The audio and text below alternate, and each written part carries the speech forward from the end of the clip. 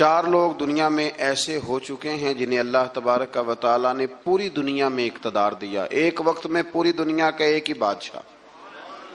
2 مسلمان تھے، 2 کافر۔ مسلمانوں میں حضرت سلیمان علیہ السلام اور جناب ذوالقرنین علیہ السلام، اور کافروں میں بخت نصر اور نمرود۔ یہ 2 لوگ ہیں جنہیں اللہ نے پوری دنیا میں اقتدار دیا، اور پھر اس کے بعد آنے والے وقت میں اللہ تعالیٰ امام مہدی کو سارا اقتدار عطا فرمائے گا پوری دنیا کا۔ حضرت ذوالقرنین کے بارے میں 2 روایات ہیں، ایک تو یہ ہے کہ وہ نبی تھے اور ایک یہ ہے کہ نہیں وہ ولی تھے، لیکن مجھے حضرت مولا علی شیر خدا رضی اللہ تعالیٰ عنہ کا قول ملا ہے جس میں آپ نے فرمایا ہے کہ نہیں وہ نبی نہیں تھے، تو اس لیے میرا نظریہ یہی ہے کہ وہ اللہ کے ایک نیک بندے تھے۔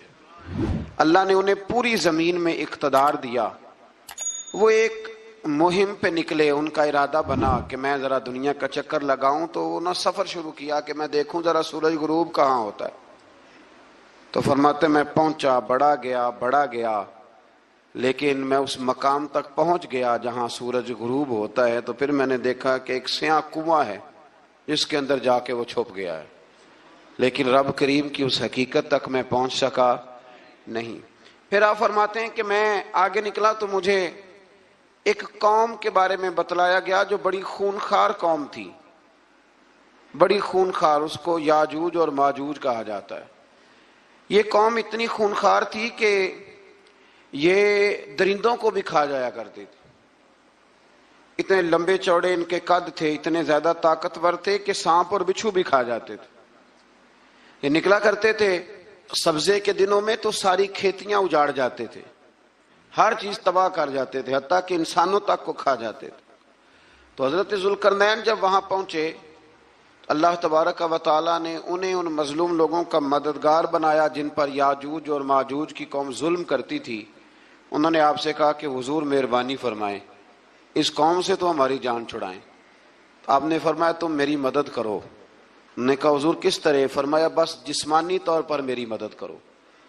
تو آپ نے پھر وہاں ایک دیوار بنائی، ایک دیوار لوہا کاٹ کر، سیسا پگھلا کر، پتھر ڈال کر ایک بڑی موٹی تازی دیوار بنائی، اور اتنی اونچی بنائی، اور پھر اس کے چاروں جانب آگ جلائی تاکہ وہ لوہا اس طرح پگھل جائے کہ وہ دیواروں کے ساتھ چپک جائے، تاکہ کوئی آدمی پیر رکھنا چاہے تو پیر رکھ کے اس پہ چڑھ نہ سکے۔ آپ نے وہ دیوار بنائی۔ اب اس قوم کا حال یہ ہوا کہ وہ اس کے اندر قید ہیں، وہ صبح جب اٹھتے ہیں تو اس کو توڑنا شروع کرتے ہیں، توڑتے رہتے ہیں، تو جب شام ہوتی ہے تو ان میں سے ہر روز ایک شخص کہتا ہے اتنی رہنے دو، باقی کل کریں گے۔ لیکن جب وہ سویرے اٹھتے ہیں تو اللہ تعالیٰ اس دیوار کو پھر سے مضبوط فرما دیتا ہے۔ نبی کریم علیہ الصلاۃ والسلام نے فرمایا قرب قیامت میں ایک وقت آئے گا، قیامت کے قریب جا کے ایک ٹائم ایسا آئے گا کہ اس مخلوق میں سے ہی ایک شخص پکارے گا اور پکار کے کہے گا کہ اب سو جاؤ انشاءاللہ۔ اللہ ان کی زبان پہ جاری کہے گا اب سو جاؤ اور سویرے انشاءاللہ یہیں سے شروع کریں گے۔ تو فرمایا وہ چونکہ انشاءاللہ کہیں گے تو پھر اللہ تبارک و تعالی اگلے دن اس دیوار کو وہیں پہ رکھے گا جہاں رات کو انہوں نے اسے چھوڑا تھا۔ اگلے دن وہ توڑیں گے تو دیوار ساری ٹوٹ جائے گی، اور پھر اللہ تبارک و تعالیٰ کا فضل ہوگا تو مسلمان کی طرف وہ بڑھیں گے، وہ قتل و غارت کریں گے، پھر سے وہی درندگی کریں گے۔ تو پھر حضرت عیسیٰ علیہ السلام ان کے لیے دعا کریں گے۔ تو دعا کا یہ حال ہوگا کہ ان کے وجود پر کچھ ایسی چیزیں برآمد ہوں گی جن کی وجہ سے وہ مر جائیں گے، ختم کر دیے جائیں گے، قیامت کے قریب جا کے وہ دوبارہ آئیں گے۔ اس کے بعد پھر اللہ تبارک و تعالیٰ نے سورہ کہف کی آخری آیات میں 7 سمندر اور ان جیسے اور بھی آ جائیں، فرمایا 7 سمندر ہوں اور ان جیسے اور بھی آ جائیں اور مل کر وہ روشنائی بن جائیں تو میرے رب کے کلمات ختم ہونے سے پہلے سمندر ختم ہو جائیں گے۔ اور آخری آیت میں اللہ تعالیٰ نے فرمایا کہ اے رسول صلی اللہ تعالی علیہ وسلم آپ کہہ دیجئے کہ میں تمہاری طرح ہی ایک بشر ہوں، انا بشر مثلکم، میں بھی تمہاری طرح ایک۔ اب مثلکم کا بہت سارے لوگوں نے ترجمہ اپنی طرح کا کر لیا ہے، حالانکہ حضور صلی اللہ تعالی علیہ وسلم نے فرمایا کہ بشر ہونے میں تمہاری طرح ہوں، रसूल होने में तुम्हारी तरह नहीं, अल्लाह का हबीब होने में तुम्हारी तरह। और वो ये जो मैं कह रहा हूं ना, नहीं, तो ये सही बुखारी के लफ्ज हैं। हुजूर ने फरमाया अय्युकुम मिस्ली, कौन है तुम में जो मेरी तरह हो, ये सही बुखारी के लफ्ज हैं। अल्लाह तबारक व तआला समझने की तौफीक अता फरमाए। फिर इससे आगे सूरह मरियम शुरू होती है। इस सूरत में अल्लाह तबारक व तआला ने हजरत ज़करिया अलैहिस्सलाम का जिक्र फरमाया है कि वो लावलद थे और बुढ़ापे की उम्र को पहुंच चुके थे। उन्होंने अल्लाह ताला से औलाद की दुआ की जो इनका और आले याकूब का वारिस हो, तो अल्लाह ताला ने उन्हें बेटे की बिशारत अता फरमाई जिसका नाम उन्होंने याह्या रखा।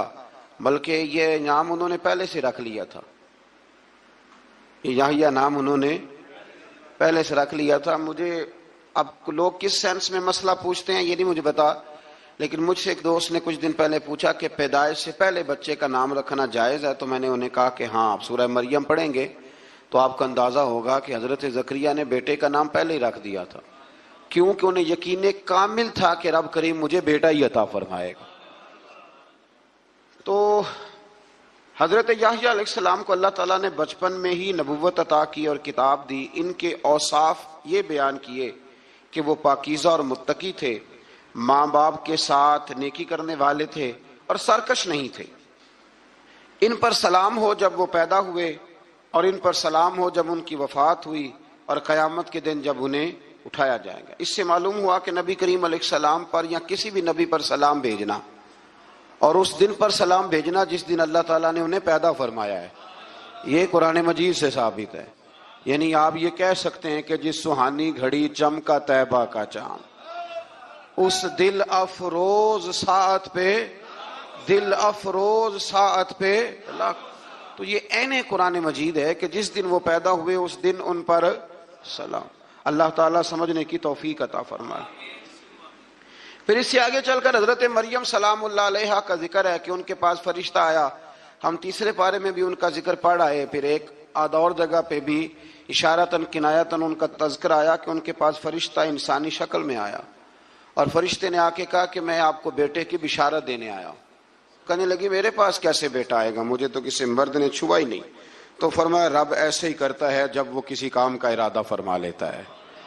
तो हजरत मरियम के यहाँ अल्लाह तबारक व तआला ने हजरत ईसा अलैहिस्सलाम की विलादत फरमाई। हजरत ईसा बगैर बाप के पैदा हुए और हजरत आदम अलैहिस्सलाम गैर माँ बाप के पैदा हुए। तो ये अल्लाह की कुदरत की निशानी है। अब हजरत ईसा अलैहिस्सलाम की जब विलादत हुई तो ये आपका मुजज़ा और हजरत मरियम की करामत सामने आई कि आप एक खुश्क खजूर के नीचे बैठी तो अल्लाह ताला ने उसे सरसब्ज़ व शादाब कर दिया, और आप उसको हिलाती थी तो वो खजूरें गिरती थी। बड़ी परेशान थी आपके कौम के सामने, क्या मुंह लेके जाऊंगी, लोग क्या कहेंगे। लोगों के लिए इल्ज़ाम लगाना, प्रोपेगेंडा करना बड़ा ही आसान काम है। दो ही तो काम दुनिया में आसान है, एक बदगुमानी करना और एक गीबत करना। और इतना मज़ेदार काम है कि आप सारी दिहाड़ी कराएं, कोई बंदा थकने को तैयार, माज़ल्ला सुम्मा माज़ल्ला सारा दिन। और अगर आप कहें कि अल्लाह का जिक्र करो, तस्बीह ले लो, सिर्फ 500 दफा दुरूद शरीफ पढ़ लो, तो फिर क्या बनेगा, काम याद आ जाएगा। बहुत सारे लोगों निकल लेंगे। कभी कभी कुछ चीजें बड़ी याद रह जाती हैं। एक शायर ने एक शेर कहा था, मेरी थोड़ी सी शेरी ज़ौक़ है तो मुझे दिलचस्पी है, रह जाती हैं कुछ बातें ज़हन में। एक दफा हमारे एक दोस्त के बारे में कुछ प्रोपेगेंडा होने लगा, तो मैंने उन्हें एक शेर लिख के भेजा, मुझे याद था। मैंने एक शेर लिखा, किसी शायर ने कहा था कि मखलूक तो फनकार है इस दर्जा के पल भर में, संगे दरे काबा से भी असनाम तराशे। काबे के अंदर से मिट्टी लेके लोग बुत बना लेते हैं और अल्लाह का शरीक बनाते हैं। तो कहने लगा शायर के मखलूक तो फनकार है इस दर्जा के पल भर में, संगे दरे काबा से भी असनाम तराशे। तुम कौन हो, क्या चीज है दागे कबाबी, लोगों ने तो मरियम पे भी इल्जाम तराशे।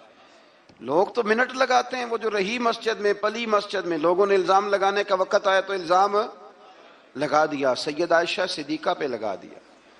सिद्दीक की बेटी और सिद्दीका, आप सोच सकते हैं कि लोग कहां तक जाते हैं और बातें कहां तक पहुंचती हैं।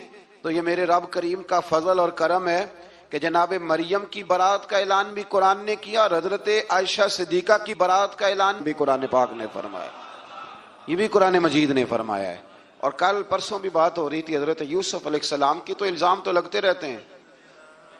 تو میں نے اس دن بھی سوال کیا تھا، پھر دہراتا ہوں کہ غلطی کیا تھی حضرت یوسف کی؟ کبھی کنواں اندھیرا، کبھی بھائیوں کے تھپڑ، کبھی مصر کا بازار. اور ذرا سوچو تو صحیح، جب بولیاں لگتی ہیں انسان کی تو کیا حال ہوتا ہے. اور پھر ذرا یہ بھی تو دیکھو نا کہ جب زلیخا نے الزام لگایا تو پھر کیا حال ہے. اور پھر 12 سال کی جیل پر رب فرماتے ہیں شانیں میں نے یوسف کو ہی عطا فرمائی ہیں. تو حضرت مریم سلام اللہ علیہا جب وہ بیٹا لے کے گئی ان کے پاس تو انہوں نے کہا یہ کہاں سے آ گیا؟ آپ فرمانے لگی میں نے تو چپ کر روزہ رکھا ہوا ہے، اسی سے پوچھ لو یہ کہاں سے آیا ہے، یہی بتائے گا. پنگوڑے میں تھے حضرت عیسیٰ علیہ السلام، پنگوڑے میں. تو قرآن مجید کہتا ہے کہنے لگے قال انی عبد اللہ، حضرت عیسیٰ بولے اور بول کے کہنے لگے میں اللہ کا بندہ ہوں. اور آتانی الکتاب، خالی نہیں آیا، کتاب ساتھ لے کے آیا ہوں.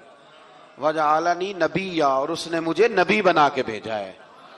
تو حضرت عیسیٰ علیہ السلام پنگوڑے میں ہیں تو کلام فرما رہے ہیں، اپنے نبی ہونے کا اعلان فرما رہے ہیں. اب اس بندے کے قریب جا کے اس سے سوال کرنے کو دل نہیں کرتا جو نبی پاک کے بارے میں کہتا ہے 40 سال کے بعد نبی بنے. یہاں پنگوڑے میں حضرت عیسیٰ کلام کریں، پنگوڑے میں، اور وہ پنگوڑے میں کہے میں نبی ہوں. اور تو اپنے رسول کے بارے میں یہ کہے کہ بکریاں چرا رہے تھے تو معاذ اللہ انہیں پتہ ہی نہیں تھا کہ میں نبی بن جاؤں گا. ایسی کوئی بات نہیں. اعلیٰ حضرت فرماتے ہیں اللہ اللہ وہ بچپنے کی پھبن، یعنی بچپن میں بھی رنگ ڈھنگ نرالے تھے میرے رسول کی. اللہ اللہ وہ بچپنے کی پھبن، اس خدا بھاتی صورت پہ لاکھوں سلام، اس خدا بھاتی صورت پہ. اور مرحوم اعظم چشتی نے بھی ایک جملہ بڑا خوبصورت کہا، اس نے کہا تیری حیات پاک کا ہر لمحہ پیغمبر لگے، تیری حیات پاک کا ہر لمحہ پیغمبر لگے. پھر اس سے آگے آیت نمبر 41 سے ایک بار پھر حضرت ابراہیم علیہ السلام کا ذکر ہے کہ وہ بہت سچے نبی تھے. انہوں نے اپنے چچا کو بے جان بتوں کی عبادت سے روکا، عذاب الہی سے ڈرایا. اس نے کہا کہ آپ ہمیں ہمارے خداؤں سے پھیرنا چاہتے ہیں، اس سے رک جائیں ورنہ ہم آپ کو سنسار کر دیں گے. ابراہیم علیہ السلام نے کہا کہ میں آپ کے لیے اپنے رب سے استغفار کرتا رہوں گا، وہ مجھ پر بہت مہربان ہے. تو اللہ تبارک و تعالیٰ نے انہیں اسحاق علیہ السلام بیٹے اور یعقوب علیہ السلام پوتے کی بشارت دی، اور یہ بھی فرمایا کہ یہ دونوں نبی بھی ہوں گے. پھر آیت نمبر 51 سے لے کر 58 تک مختلف انبیاء کا ذکر ہے. اللہ تعالیٰ نے اس میں فرمایا کہ حضرت موسیٰ کو برگزیدہ رسول، نبی اور اللہ کا رازدار کہا گیا، اور حضرت ہارون کی نبوت کا بیان بھی ہوا، اور حضرت اسماعیل کو وعدے کے سچے، نماز اور زکوٰۃ کا حکم دینے والے رسول اور نبی اور اللہ کا پسندیدہ قرار دیا گیا. ادریس علیہ السلام کو صدیق نبی قرار دیتے ہوئے فرمایا کہ ہم نے ان کو بلند جگہ پہ بٹھایا ہے. کہاں ہے ادریس علیہ السلام؟ چوتھے آسمان میں بھی، اور جنت کا قول بھی ہے. 2 روایتیں ان کے بارے میں ملتی ہیں. ایک تو یہ ہے کہ وہ حضرت ملک الموت سے ایک دفعہ کہنے لگے تو میرا یار نہیں بن جاتا؟ اللہ ہی بھلا کرے. حضرت اسرائیل کو کہنے لگے دوست بن، جو کہا بن جاتے ہیں، دوستی ہو گئی. فرمانے لگے یار موت کا ذائقہ کیسے چکھاتا ہے؟ کہنے لگا میں آپ کو چکھا دیتا ہوں. آپ کو موت کا ذائقہ چکھایا اور دوبارہ پھر روح ڈال دی، آپ اٹھ کے بیٹھ گئے. کہنے لگے دوزخ تو دکھا، نے وہ بھی دکھا دی. فرمایا جنت تو دکھا، جنت بھی دکھائی. تو کہنے لگا واپس چلیں. فرمانے لگے اب تو نہیں جانا. کیوں؟ فرمایا رب فرماتا ہے ہم فیہ خالدون، جو جنت میں آئے گا یہیں رہے گا. نے کہا جناب وہ تو پہلے موت کا ذائقہ چکھنا ہے، پل صراط جو دوزخ کے اوپر ہے وہاں سے گزرنا ہے. تو آپ فرمانے لگے یہ دونوں کام میں کر چکا ہوں اور تو نہیں کرائے ہیں، لہذا میں آ گیا ہوں تو میں نے یہیں پہ رہنا ہے. اب حضرت ملک الموت علیہ السلام نے عرض کی مالک یہ تیرا بندہ. فرمایا تیری دوست بھی اس کے ساتھ لگی تھی تو میری توفیق سے ہی لگی تھی، اور یہ یہاں تک آئے بھی میری توفیق سے ہی ہے. میرا ارادہ بن گیا انہیں یہاں رکھنے کا. میری طلب بھی تو تیرے کرم کا صدقہ ہے، میری طلب بھی تو تیرے کرم کا صدقہ ہے. یہ پاؤں اٹھتے نہیں بلکہ یہ اٹھائے جاتے ہیں. تو یہ بھی تو اس کا کرم ہوتا ہے نا کہ وہ کس طرح کر کے کسی کو نوازتا ہے. آیت نمبر 59 میں اللہ تعالیٰ کے فرما بردار اور سرکش بندوں کے احوال اور جو ان کے آخرت میں احوال ہوں گے ان کا ذکر کیا گیا۔ آیت نمبر 66 میں بتایا گیا ہے کہ منکرین آخرت حیات بعد الموت کے بارے میں ہمیشہ شک میں مبتلا رہے۔ انہیں یقین ہونا چاہیے کہ مرنے کے بعد دوبارہ وہی خالق زندہ کرے گا جس نے پہلی بار بغیر کسی نام و نشان کے پیدا کیا۔ آیت نمبر 76 میں بتایا کہ جو لوگ گمراہی میں مبتلا ہیں ان کے ابتلا میں اضافے کے لیے مہلت کی مدت بڑھا دی جاتی ہے، اور جو ہدایت یافتہ ہیں ان کو مزید استقامت نصیب ہوتی ہے۔ اللہ کے ہاں ثواب اور انجام خیر کے اعتبار سے باقی رہنے والی نیکیاں سب سے زیادہ بہتر۔ ایسی نیکیاں کریں جو باقی رہیں ہمیشہ، کیا کہتے ہیں؟ صدقہ جاریہ۔ آیت نمبر 81 میں فرمایا کہ مشرکین اس امید پر اللہ کے سوا معبودان باطل کی عبادت کرتے ہیں کہ مشکل میں ان کی مدد کریں گے۔ فرمایا ہرگز نہیں، وہ ان کے دشمن بن کے عبادت کا انکار کریں گے۔ آیت نمبر 88 میں بتایا کہ کفار نے اللہ کی طرف اولاد کی نسبت کر کے نہایت سخت بات کی۔ یہ تو اتنا سنگین جرم ہے کہ اس سے آسمان پھٹ پڑے، زمین شک ہو جائے اور پہاڑ ریزہ ریزہ ہو جائیں۔ مزید فرمایا کہ آسمان اور زمین میں جو کوئی بھی ہے سب اللہ کے حضور بندے بن کے حاضر ہوں گے۔ آیت نمبر 97 میں فرمایا جو لوگ ایمان لائے اور نیک کام کیے ان قریب رحمان لوگوں کے دلوں میں ان کی محبت پیدا فرما دے۔ یہ جو شرک والا معاملہ ہے نا، یہ بڑا سادہ سا ہے۔ کچھ لوگ آج نئے فلسفی اٹھے ہیں تو وہ کچھ عجیب و غریب سی باتیں دہریوں جیسی کرنے لگے ہیں، اور بعض مضامین ہم دیکھتے ہیں تازے جو چھپتے ہیں ان کے اندر بھی وہ اشارتاً کنایاتاً مذہب کی بنیاد پر تقسیم نہیں ہونی چاہیے، انسان بحیثیت انسان قابل تکریم ہے۔ تو ایک بات سمجھ لیں کہ جو مکان کی رجسٹری آپ کے نام ہے اگر کوئی اور دعویٰ کرے اس کا تو آپ کو برداشت ہے؟ یہ ہو نہیں نہ سکتا میاں۔ ملک میں وزیر کئی ہو سکتے ہیں پر وزیر اعظم ایک ہوتا ہے، اس کو سمجھ لیں۔ تو جب اللہ کی توحید میں کو کسی کو شریک ٹھہراتا ہے تو بہت بڑا جرم کرتا ہے، وہ بہت بڑا جرم کرتا ہے۔ یوں سمجھ لیں کہ جیسے آپ کی 5 مرلے کی زمین پہ کوئی آ کے قبضہ کرے، اسے مار دینے کو دل کرتا ہے۔ اس لیے یہ ساری زمین رب کریم کی ہے، آسمان و زمین کا خالق اور مالک۔ تو شرک ناپسندیدہ بات، ناپسندیدہ۔ سورہ طٰہٰ شروع ہوتی ہے۔ اس سورہ طٰہٰ میں نبی پاک صلی اللہ تعالی علیہ وسلم کو رب کریم نے فرمایا کہ محبوب قرآن اس لیے نازل نہیں کیا تھا کہ آپ مشقت میں پڑ جائیں۔ نبی کریم لمبی لمبی نمازیں پڑھتے تھے، لمبی لمبی، تو قرآن مجید نے کہا طٰہٰ ما انزلنا علیک القرآن لتشقیٰ، محبوب قرآن اس لیے نازل نہیں کیا کہ آپ مشقت میں پڑ جائیں۔ حضور لوگوں کو بڑی جد و جہد کے ساتھ دین کی طرف بلاتے تھے، تو کہا محبوب قرآن اس لیے نازل نہیں کیا تھا کہ آپ مشقت میں پڑ جائیں، آپ تو مشقت کرنے لگ گئے۔ وہ یا رب اپنے محبوب کو کہہ رہا ہے، جیسے سورہ مزمل میں بات ہوئی نا کہ محبوب تھوڑا آرام بھی فرما لیا کر، محبوب تھوڑا آرام بھی فرمائے۔ پھر فرمایا کہ یہ قرآن نصیحت کے لیے نازل ہوا ہے، اور اللہ ظاہر و باطن سب کو جانتا ہے، اور وہ وحدہ لا شریک ہے، اور سارے اچھے نام اسی کے ہیں۔ آیت نمبر 10 میں فرمایا کہ مدین سے واپسی کے سفر کے دوران موسیٰ علیہ السلام اس واقعے کا بیان کیا کہ وہ اپنی جگہ پر رکے ہوئے تھے، تو وہیں انہیں غیب سے ندا آئی کہ موسیٰ میں آپ کا رب ہوں، آپ وادی مقدس میں ہیں تو ادباً اپنے جوتے اتار دیجئے، میں نے آپ کو چن لیا ہے، میرے پیغام وحی کو توجہ سے سنیے، میں اللہ وحدہ لا شریک ہوں، میری بندگی کیجیے، میری یاد کے لیے نماز قائم کیجیے، قیامت آنے والی ہے، اسی کی طرف آپ توجہ فرمائیے۔ اسی موقع پر آپ کو جو معجزات عطا کیے گئے ان کا بھی ذکر ہے، اور وہ ہم پیچھے بہت ساری جگہوں پہ اس کا ذکر کر آئے کہ اللہ تعالیٰ نے ان کو ایک ایسا عصا عطا فرمایا تھا کہ وہ ایک دم میں ہی بہت بڑا اژدہا بن جایا کرتا تھا، اور پھر حضرت سیدنا موسیٰ علیہ السلام اپنا ہاتھ گریبان میں ڈال کے نکالتے تھے تو آفتاب کی طرح روشن ہو جاتا تھا۔ اقبال کہتے ہیں یدے بیضا لیے بیٹھے ہیں اپنی آستینوں،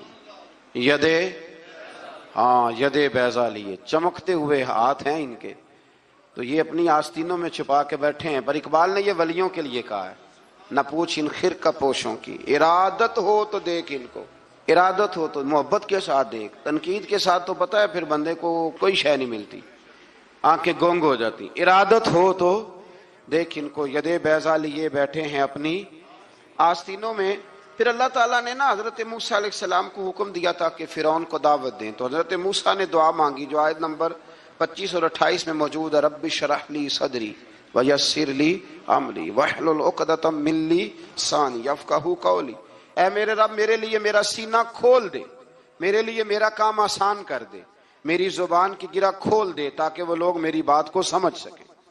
یہ آپ نے دعا فرمائی، اور آگے جا کے مزید آپ نے التجا کی کہ میرے خاندان میں سے میرے بھائی ہارون کو اس مشن میں میرا وزیر بنا دے تاکہ مجھے تقویت ملے، اور اسے میرا شریک کار بنا دیجیے۔ اللہ تعالیٰ نے ان کی اس دعا کو قبول فرما لیا۔ آیت نمبر 38 سے حضرت موسیٰ علیہ السلام کی پیدائش کا ذکر ہوتا ہے، اور یہ تقریباً آیت نمبر 76 تک چلتا ہے۔ واقعہ آپ نے پہلے بھی سنا ہوا ہے، اپنے لفظوں میں بھی عرض کیے دیتا ہوں۔ فرعون کو اس نے وہ خواب دیکھ لیا تھا کہ ایک ستارہ اٹھے گا اور پھر وہ گرے گا تو میری ساری سلطنت کو تباہ کر دے گا۔ نجومیوں سے اس نے پوچھ لیا، اس نے کہا کہ ایک بچہ پیدا ہوگا جو تیری سلطنت کو تباہ کرے گا۔ چاہیے تو یہ تھا کہ وہ توبہ کرتا، لیکن اس نے کیا کیا کہ اس نے بچوں کو قتل کرانا شروع کیا۔ یذبحون ابناءکم، ذبح کرا دیتا تھا تمہارے بیٹوں کو، اور بچیوں کو وہ زندہ رکھتا تھا۔ اللہ تبارک و تعالیٰ کی قدرت دیکھیے، رب بڑا ہی کریم ہے۔ آپ یقین کریں مولا کے دینے کے انوکھے ہی انداز ہیں۔ یعنی حضرت موسیٰ کوہ طور کے پاس آگ لینے جائیں تو اللہ تبارک و تعالیٰ پہلی وہی فرما کے نبی بنا لے۔ بھائی حضرت یوسف کو کنویں میں ڈالیں تو رب وہاں سے نکال کے مصر کا حکمران بنا دے۔ وہ بڑا ہی بے نیاز ہے، مولا کے دینے کے انداز بڑے ہی انوکھے ہیں، وہ بڑے انوکھے انداز میں نوازتا ہے۔ تو حضرت موسیٰ جب پیدا ہوئے تو ان کی والدہ نے پتہ کیا کیا، ان کو ایک صندوق میں بند کر کے دریا میں بہا دیا۔ اب دریا میں بہتے جا رہے ہیں تو ماں تھی تو پریشان بھی ہو گئی، ان کی ہمشیرہ کو کہنے لگی ذرا دھیان رکھنا کدھر جاتے ہیں۔ حضرت موسیٰ علیہ السلام دریا میں بہتے بہتے نا، فرعون نے نا دریا کے کنارے مکان بنایا ہوا تھا۔ آپ کو پتہ ہے بادشاہوں کا ذوق ہوتا ہے، آج کل ہمارے جو حکمران ہیں انہوں نے اس کا نام فارم ہاؤس رکھا ہوا ہے، میرا فارم ہاؤس، اور پرانے زمانے میں لوگ ڈیرا کہتے تھے۔ تو اس نے بھی اس طرح کا فارم ہاؤس بنایا ہوا تھا۔ وہاں پہ حضرت موسیٰ علیہ السلام تیرتے ہوئے تابوت کے اندر، صندوق کے اندر جا رہے ہیں۔ فرعون اور ان کی بیوی حضرت آسیہ بے اولاد تھیں، بڑی تڑپ تھی بیٹے کی، وہ بھی وہاں کھڑی تھی۔ صندوق تیرتا ہوا آیا تو فرعون نے کہا کہ جاؤ پکڑ کے لاؤ دیکھو کیا ہے۔ جب وہ لے کے آئے نا تو آپ کی ہمشیرہ جو نگرانی کر رہی تھی پریشان ہوگی کہ یہ تو اس کے ہاتھ لگ گئے، یہ تو اب مار ڈالے گا۔ لیکن جب خوبصورت اور چمکتا ہوا بچہ دیکھا تو بی بی آسیہ کہنے لگی یہ بنی اسرائیل کا ہے ہی نہیں، یہ تو پتہ نہیں کہاں سے بہتا ہوا یہاں آ گیا ہے، تم ایسے ہی چھوڑ، یہ پتہ نہیں کہاں سے، رکھ نہ لیں، رکھ نہ لیں۔ تو حضرت موسیٰ علیہ السلام وہ کہنے لگا نہیں انہی کے ہیں، موسیٰ علیہ السلام اسی کے ہیں۔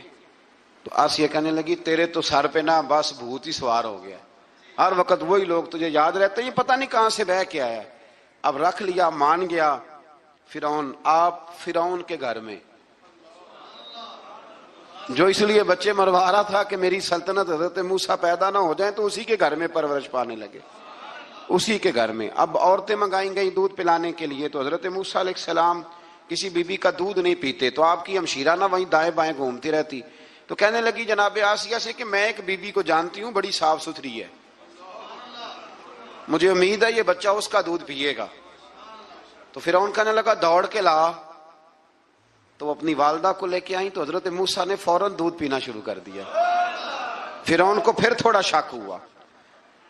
ایک روایت یوں بھی لکھی ہے بعض لوگوں نے کہ فرعون ایک دن اٹھایا ہوا تھا حضرت موسیٰ کی ابھی تھوڑی سی عمر تھی، تو آپ نے اس کی داڑھی پکڑ کے تو ایک گھونسا دے مارا، جلالی تو شروع سے ہے نا۔ تو کہنے لگا آسیہ تو مان نہ مان یہ بچہ وہی ہے۔ تو حضرت بی بی آسیہ کہنے لگی کہ تجھے غلط فہمی ہے، یہ وہ نہیں ہے۔ اس نے کہا دیکھو نا یہ تو اٹھاتی ہے تو پیار کرتا ہے، اور میرے جب قریب آتا ہے تو اس کے لب و لہجے میں تلخی محسوس کرتا ہوں۔ اس نے کہا بچوں کو کیا پتا۔ خیر ایک طرف اس نے کھانے پینے کی چیزیں رکھ دی، ایک طرف انگارے رکھ دیے۔ وہ بھی حضرت آسیہ کہتی ہیں کہ تجھے سمجھ آئے بچے بچے ہوتے ہیں۔ حضرت موسیٰ بچے تو تھے پر تھے تو اللہ کے نبی نا، اللہ کے نبی تھے۔ جب اس نے کہا نا یہ بچے ہیں تو حضرت موسیٰ علیہ السلام بجائے انگاروں کی طرف جانے کے، نبی تھے وہ سیدھے کھانے پینے والی چیزوں کی طرف بڑھنے لگے۔ فرعون کہنے لگا اب بتا اللہ تعالیٰ نے حضرت جبریل کو بھیجا، انہوں نے کہا ادھر نہیں جانا، آپ ادھر جائیے. تو آپ آگ کی طرف گئے اور ایک کوئلہ اٹھا کے زبان پہ رکھ لیا. تو آسی کہنے لگی سمجھ آئی، بچے کو کیا پتا کدھر جانا ہے کدھر نہیں جانا، اگر وہ اتنا ہی خیال ہوتا وہی بچہ ہوتا تو آگ. اور بعد مفسرین نے لکھا ہے یہ جو حضرت موسیٰ دعا مانگتے تھے نا رب اشرح لی صدری ویسر لی امری، یہ وہ آگ کا انگارہ جب کوئلہ منہ میں رکھا تھا نا تو اس کی وجہ سے زبان میں کچھ لکنت آ گئی. تو آپ دعا کرتے تھے کہ یا اللہ میری زبان کی وہ بند گرا کھول دے تاکہ میں کھل کے فرعون کے سامنے بات کر سکوں. وہیں حضرت موسیٰ پلنے لگے، وہیں پلے، وہیں جوان ہوئے، وہیں اللہ نے ساری دولتیں دی، بہن بھی ملی، ماں بھی ملی، اور سارے عزیزوں کا پیار بھی ملا. اسی گھر کے اندر اللہ نے پرورش کر کے فرعون کے ظلم سے بنی اسرائیل کو نجات عطا فرمائی. آج نمبر 77 سے موسیٰ علیہ السلام کو حکم ہوا کہ راتوں رات بنی اسرائیل کو لے کے نکل جائیں. انہیں اللہ کی طرف سے یقین دلایا گیا کہ ان کے لیے سمندر میں خشک راستہ نکال لیا جائے گا. فرعون نے ان کا تعاقب کیا اور سمندر میں غرق کر دیے گئے. اس مقام پر اللہ تعالیٰ نے بنی اسرائیل پر اپنے احسانات کا ایک بار پھر ذکر فرمایا. حضرت سعد بن ابی وقاص رضی اللہ تعالیٰ عنہ بھی ایک دن جہاد کے لیے نکلے تو رستے میں سمندر آ گیا. حضرت موسیٰ کی قوم کو نا سمندر نے رستہ دیا تھا. تو جناب سعد بن ابی وقاص سمندر کے کنارے کھڑے ہو کے اب وہ لوگ پوچھنے لگے حضور کیا کرنا ہے؟ فرمایا کرنا کیا ہے، ابھی دیکھیں کیا ہوتا ہے. تو فرمانے لگے وہ سمندر و دریا اگر تو حضرت موسیٰ کی نافرمان قوم کو رستہ دیتا ہے تو ہم تو رسول اللہ کے فرما بردار غلام ہے، ہمیں بھی رستہ دے. تو 12 رستے بن گئے دریا میں سے. جناب سعد بن ابی وقاص لشکر لے کے گزر گئے، باہر گئے تو ایک دفعہ پھر صحابہ کو یقین دلایا. فرمایا کسی کی کوئی چیز تو نہیں رہ گئی دریا میں؟ دشت تو دشت ہیں دریا بھی نہ چھوڑے ہم، بحر ظلمات میں دوڑا دیے. اب میں کیا کروں، علامہ اقبال نے ہر جگہ کلام لکھا ہے، ہر جگہ. آپ کو پتہ نا ایک صاحب مجھے بھی سمجھا رہے تھے، میں نے جمعے میں بھی وضاحت کی، کہنے لگے آپ اقبال کی بڑی تعریفیں کرتے ہیں. میں نے کہا مجبوری ہے، وہ کام ہی تعریفوں والے کرتے ہیں تو ہو جاتی ہیں، کیا کیا جائے، آمدام برسر مطلب. تو حضرت سعد بن ابی وقاص نے پوچھا کچھ رہ تو نہیں گیا؟ کہا جناب پیالہ رہ گیا میرا مٹی کا دریا میں. تو حضرت سعد بن ابی وقاص کہنے لگے کوئی مسئلہ نہیں، ہم رسول اللہ کے غلام ہیں. اور اس پر بڑی دلائل ہیں، وقت نہیں ہے آگے بڑھنا ہے. فرمایا او دریا او ہمارا پیالہ تو واپس کر دے. تو ایک لہر آئی تو پیالہ بھی کنارے پہ پھینک گئی. تو اللہ تعالیٰ نے حضرت موسیٰ علیہ السلام کو کی قوم کو وہاں سے نجات دی. آیت نمبر 85 سے سامری کا ذکر ہے. سامری ایک جادوگر تھا. جب حضرت موسیٰ علیہ السلام تشریف لے گئے نا کوہ طور پہ تو اس نے نا سونے کا ایک بچڑا بنا دیا تھا اور اس کے منہ میں ایسی تاریں اس نے لگائی تھیں کہ جب ہوا چلتی تھی تو وہ تاریں بجتی تھیں. مفسرین نے لکھا ہے. تو بنی اسرائیل والوں کو یہ کہتا تھا دیکھو یہ بولتا ہے. تو بڑے کمزور ایمان کے لوگ تھے، اس طرف متوجہ ہو گئے، اس طرف متوجہ ہو گئے. حضرت موسیٰ علیہ السلام واپس آئے تو انہوں نے پوچھا کہ یہ ماجرا کیا ہے. تو اس نے کہا کہ میں نے نا حضرت جبریل علیہ السلام کا گھوڑا جب چل رہا تھا تو ان کے پاؤں سے جو مٹی لگ رہی تھی وہ مٹی میں نے تھوڑی اٹھا لی تھی اور وہ میں نے اس کے منہ میں رکھی ہے، جس کی وجہ سے اس کے منہ سے آواز ہے. وہ مٹی کب اٹھائی تھی وہ بھی لکھا ہے مفسرین نے کہ حضرت موسیٰ علیہ السلام نے جب کہا نا بنی اسرائیل والوں کو کہ گھوڑے ڈالو اندر، حالانکہ رستے بن بھی گئے تھے، پھر بھی کہنے لگے ایسا نہ ہو کہ اندر جائیں تو پانی پھر آ جائے. تو یہ جاتے نہیں تھے، ڈرتے تھے، کمزور ایمان کے لوگ تھے نا. اصل مسئلہ نا اندر کا ہے. آپ یقین کریں یہ بڑی با کمال بات ہے. میں تو اس نتیجے پہ پہنچا ہوں تھوڑی سی زندگی گزار کے کہ یقین اگر مضبوط ہو نا تو انسان کی زندگی کا ہر کٹھن رستہ آسان ہو جاتا ہے. لیکن جن لوگوں کے اندر مسائل بہت زیادہ ہوتے ہیں ان کے لیے بیرونی کوئی کام کرنا بھی بڑا ہی مشکل ہوتا ہے. تو یہ لوگ کہنے لگے کیسے اندر جائیں گے تو پھر نہ پانی مل جائے. تو حضرت جبریل امین آئے گھوڑی پہ بیٹھے ہوئے، انہوں نے آگے آگے گھوڑی دوڑائی. تو آگے گھوڑی دوڑی تو ان کے گھوڑے خود بخود پیچھے دوڑ پڑے. حضرت سیدنا جبریل کی گھوڑی جہاں پیر رکھتی تھی وہاں سے سبزہ اگتا تھا. سامری جادوگر تھا، حیرت انگیز چیزوں کو جمع کر لیتا تھا. اس نے وہ جمع کر کے رکھ لی اور بچڑا بنا دیا. تو حضرت موسیٰ علیہ السلام نے جب اس سے پوچھا تو اس نے یہ بات بتائی اور کہنے لگا یہ تدبیر مجھے میرے نفس نے سجائی تھی. حضرت موسیٰ نے اس سے کہا تو یہاں سے چلا جا، زندگی میں تیرے لیے وحشت کی سزا ہے، اور تیری سزا کا وقت آخرت میں مقرر ہے، اس